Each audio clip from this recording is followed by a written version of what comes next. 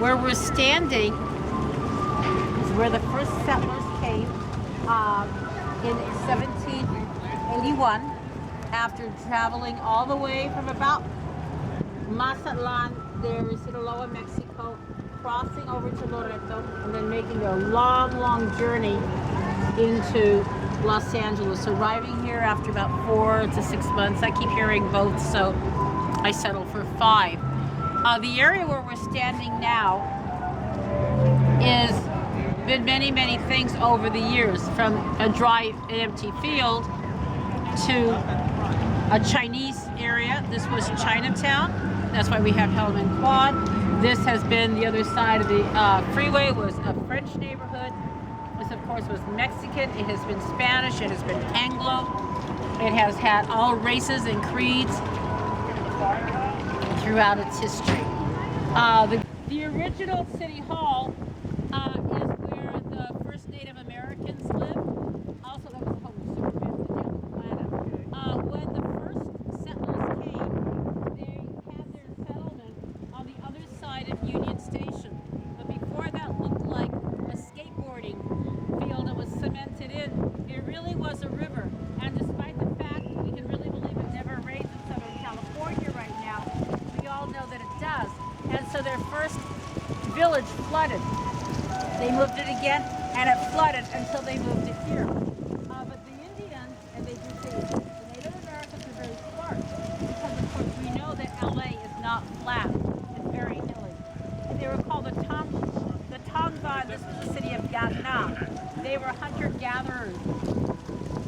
And so there were not a whole lot of wars or anything going on among the Indians who had lived here. Well, in around the 1770s, King Carlos of Spain had gotten word that the Russians were coming, And if you've been to San Francisco, you know we have Russian Hill, we have Fort Ross. They really were making their way south. The French wanted a little bit of action here in California, and so did the British and everybody in between. So he said, I've got to keep hold of my land. And how was he going to do that? The way he was going to do that was to bring people of reason, gente de razón, to California to populate it and build pueblos, towns, presidios, forts, and misiones for the conversion of people. The gente de razón were people who would be brought up who were Spanish-speaking, loyal to the king, and Catholic. So we're going to go. If you look at this, 1759 to 1788, while we were having our revolution on the East Coast, this is what was going on the West Coast, the creation of missions and cities and pueblos. We had it going on in Monterey, San Diego, San Gabriel. And originally, when the settlers came, they did go to the San Gabriel mission. And then walking back and forth, there were things going on here. They finally said, we're moving over here. In fact, the first San Gabriel mission wasn't where it is. Do you know where Whittier Narrows is along the 60? Well, that's where it was. Well, what does Whittier Narrows do? It's a floodplain. So the mission got flooded out and moved up to San Gabriel.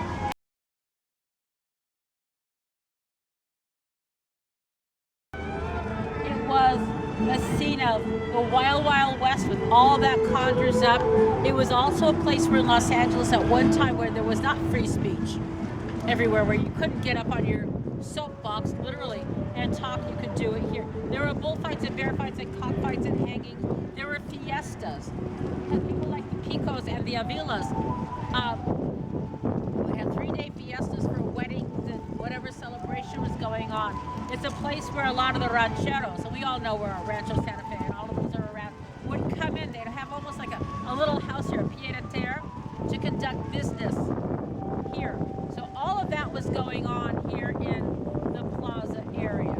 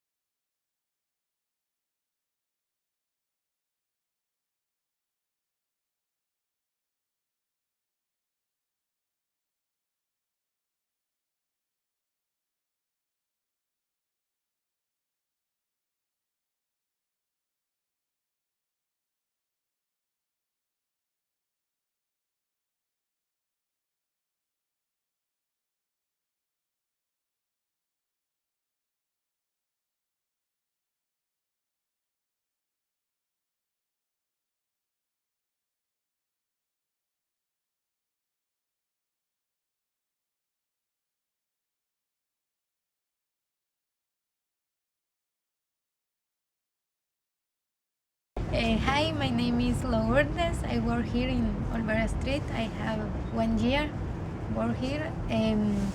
We save only Mexican things. It's a Mexican store.